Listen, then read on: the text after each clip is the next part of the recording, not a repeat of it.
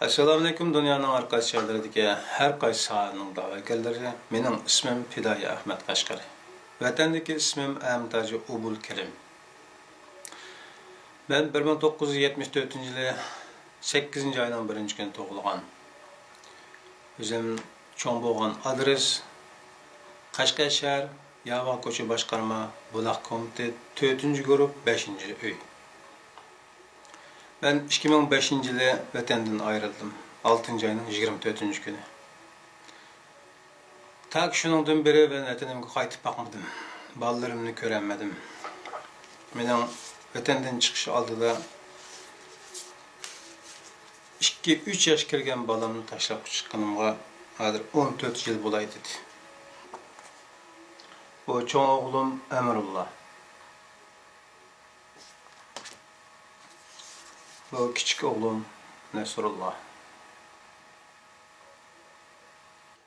Bu benim bir qo'saq enim Kirmacım. Yeniliksi ayali. Bu benim rahmetli anam. Yeniliksi Hedem. Anamın ismi Zebir Nisa idi. Zemine Hanım idi. Hedem'nin ismi Mükerrem Obul. Hedem'nin 2 balası var idi.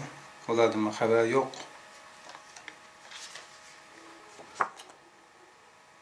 Bu 2009 yılı 9. ayının 4. günü resim düşüp öğretiptiken dadam, hayalim Rukiye Mehmet, oğlum, çoğun oğlum Emrullah, küçük oğlum Nesrullah. Bu hayalimden ata-anası. Qaynatam, qaynanam bo'ldi. Qaynatam rahmetli bo'lib ketdi. Qaynanam bar, bilib ketgandan xabarim yo'q. Ama hayatda deb bilaman. Hocamning bolaları, o yeniliksi enisi, hayalim, qaynatam, qaynanam. Qaynatamning ismi Mehmet Emin Axundi. Qaynanamning ismi Rayangul. Qaynanamning ismini esleyemmedim. Esimden çıktı. Qolgan nevirlarni men ismini bilmayman. Ama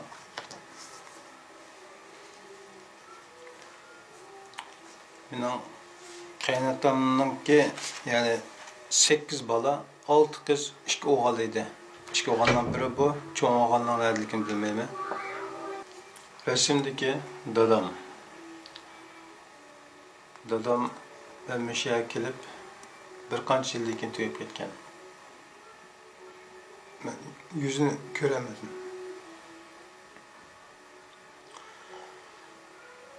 Bu resimde qolgan uşaqlar o'ng sol tarafdagi 2 kelin, o'rta tuğan arkadagisi singlim.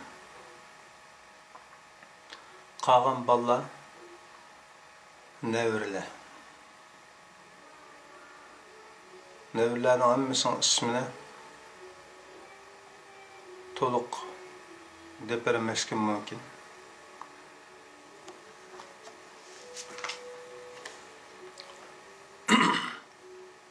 Bu bizning ailenin kichik kuyovli edi.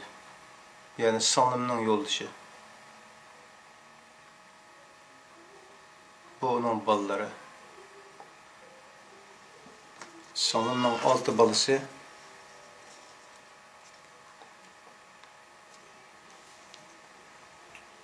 Bu dadam bilan birga tushgan resimken.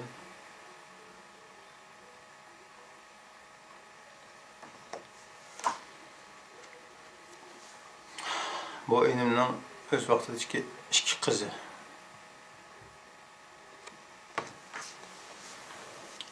2005 yılı 6. ayının 24. günü vatandan çıkıp ketgandan beri hozir kadar vatan qaytib bakmadım.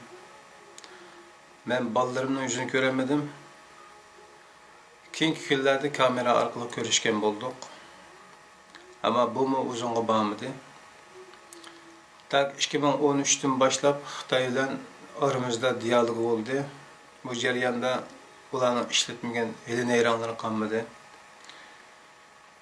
Mening maydonim o'zgarmagandan keyin axiri oila bola chaqamga bular shangal soldi. Men bularni qutqizish uchun qo'limdan kelgan hammani qildim. Bir ota bo'lish sifatim bilan, bir er bo'lish sifatim bilan qo'limdan kelgan hammani qildim. Ammo iqtidorim yetmedi.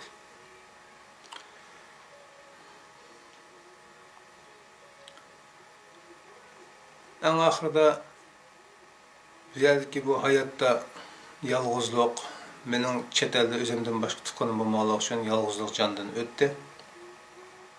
Tekrar uylandim. Çünkü aile bola chaqam men sababli jafo tortayotgandi. Agar ular bilan aloqam uzilsa yoki men bilan bo'lgan munosabati uzilsa, ular erkinlik chiqadi deb o'ylagan edim. Ammo Xitoydan maqsad unda emas ekan. Keyingi kunlarda, ya'ni 2 yilga yaqin vaqt ichida ko'plagan Uyg'urlarningki o'z oilasidan bo'lgan aloqasi uzilganiga o'xshash. Menga 3 yilga yaqin bo'lib qoldi. Men o'zim bevosita ko'rishamaydigan holatga ketgan. Ve oxirgi kunlarda ularning izdirkidan biladigan bütün tonish bilishlarim hech kim mening telefonimga chiqmadi. Telefonimni ola oladigan, Qashqarda men bilan birga o'ynab cho'ng bo'lgan, hech qanday bir urug' tuqqan, do'st, birodar, tonish bilishlar oilam haqida menga xabar berolmadi yoki men bilan aloqa o'rnatolmadi. Aloqa qilisholmadik. Mening beshim kelgan kun bugun Sharq Turkistonlik nurg'un qarindoshlarning beshiga keldi.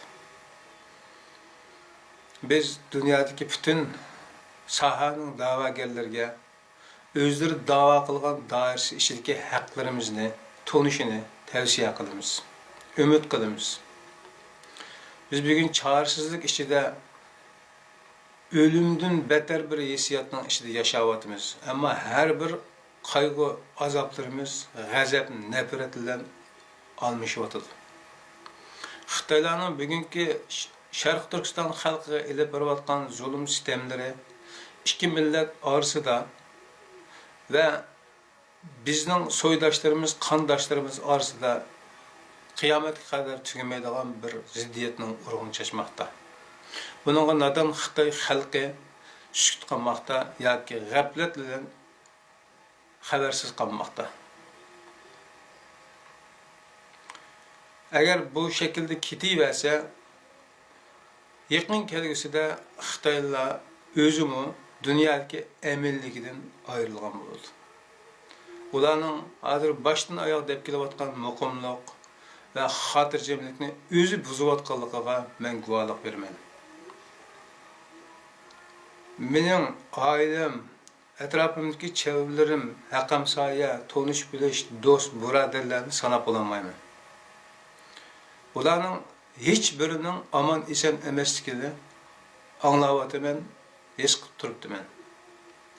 Bütün dünyadaki her qaysi sohadan da'vogarlarga yana bir qatimiz talab qilganimiz, o'zinglarning davosidir rostchil bo'ladigan bo'lsanglar, bizning haqlarimizni o'zinglarning davosining ichidan chiqarib beringlar. Oxirida bütün dünyadaki Sharq Turkistonlik qarindoshlarimizga shuni deymanki, ey qarindoshlarim, Xitoy bilan bo'lgan muhabbat, nafrat chegirimiz aniq bo'ladigan yerga yetdi. Ecel Allah'tan. Ecel Allah'tan, batırlık insanın ömrünü qisqartolmaydi. Qo'rqinchoqlikni uzartolmaydi. Ammo sharaf tuyg'umiz bilan yashamoq, uni avlodlarimizga tarix qilib qoldirmoq bizning qo'limizdan keldi.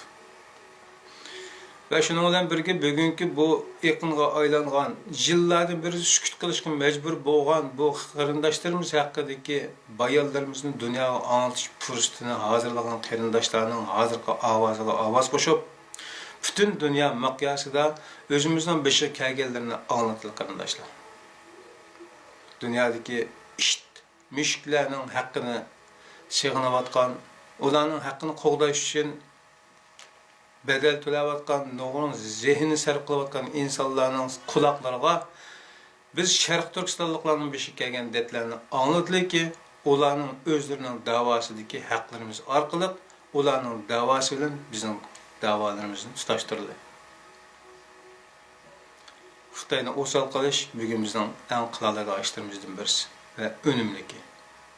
Assalomu alaykum va rahmatullohi va barakatuh.